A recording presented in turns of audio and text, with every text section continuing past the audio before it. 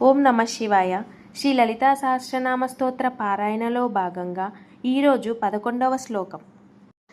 నిజ సల్లాప మాధుర్య వినిర్భత్సీత కచ్చపి మందస్మిత ప్రభాపూర మజ్జత్ కామేశ మానస. శ్లోకం యొక్క అర్థం: నిజమైనటువంటి స్వాభావికమైనటువంటి, సల్లాప అంటే మాట్లాడటం, సంభాషణ, మాధుర్య అంటే మాధుర్యం, తీపిస్వరం, వినిర్భత్సిత అంటే నిందించబడిన, తక్కువ చేయబడిన, కచ్చపి వాద్యం, కచ్చపి అంటే ఇక్కడ వీణని కచ్చపి అని పిలుస్తారు.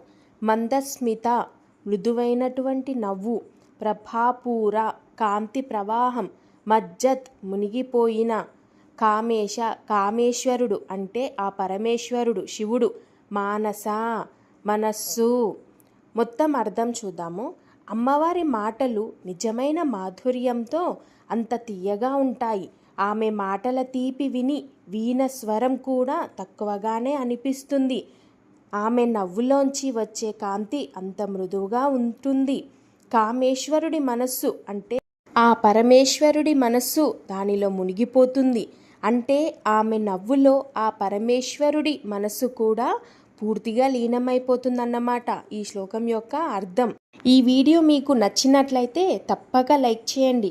మరిన్ని అద్భుతమైన భక్తి వీడియోల కోసం నా యొక్క ఛానల్ని సబ్స్క్రైబ్ చేయండి. మీ యొక్క అభిప్రాయాన్ని కామెంట్ రూపంలో పంచుకోండి. ఓం శ్రీ మాత్రే నమః.